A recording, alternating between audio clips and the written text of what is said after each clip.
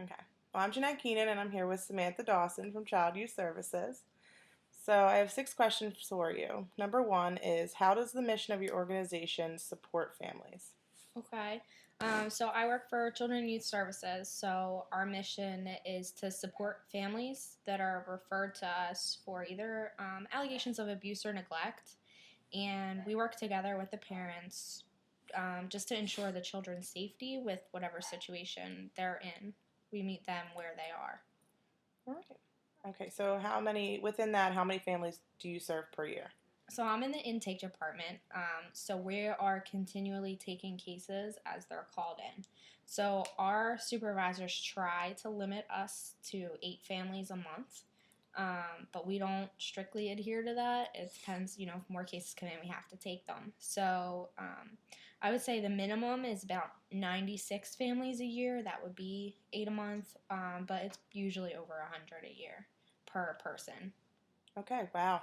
Yeah. So, what are some of the challenges to working with families that you have encountered? Oh, a lot of them. So, specifically, the thing that makes it such a big challenge is that we're not a voluntary agency. People don't choose to work with us. So, we're constantly working with parents that don't want to have anything to do with us, and you have to come up with creative ways to make those working relationships possible to happen.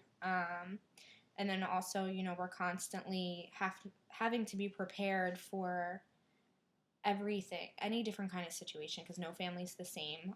One day you're working with substance use, the next day, you're working with homelessness, and there's never one situation that's the same. So you're always constantly learning and taking on new things with every family.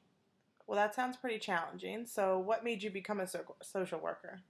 I actually started wanting to be a therapist, like a private therapist, and when I started taking my psychology courses in college, I really didn't like the neurology of it and the science behind it. So I started working in the social work department on their courses, and I really liked their family approach, and it was sort of like I was able to have the therapeutic conversations with families in my position now. But I'm open to a wider range of situations, families, and perspectives that I wouldn't necessarily have gotten in being a regular therapist. Okay, and how long have you been a social worker? I graduated last year and I completed a year internship at my agency, and I've been employed there for about 6 months. So I've been at the agency for a year and a half, but I've actually only been employed for 6 months. Okay, so what has been the most rewarding part about working with Child Youth Services? Um, I would say that the fact that I get to have the opportunity to intervene to help someone change their path in life for the better, and I get to watch that process happen. I was working with, for example, I was working with a family where the parents were suffering from addiction, and when I first started working with the family, mom was very hostile, very combative. She didn't want us involved. She didn't understand why we were involved, and I watched her actually get a little bit worse, and she started using heroin, and then we ended up taking mom to court, and now a couple months later, mom finally came up to me. First she apologized for her behavior towards me, and she actually said the statement, I'm finally starting to see the damage I did to my children by my addiction, and just watching the change that happens is really rewarding. All right. Well, across the board, how do you incorporate race, ethnicity, culture, and background into the work you do? um, Acknowledging those factors is absolutely crucial to our work, um, because addressing those things will determine how I proceed in my next steps and determine what resources I give the family. For example, I was working with a family where the father was physically abusive towards the children. And when you just look at a situation black and white like that, you would think, dad's being physically abusive, maybe we should get him some anger management.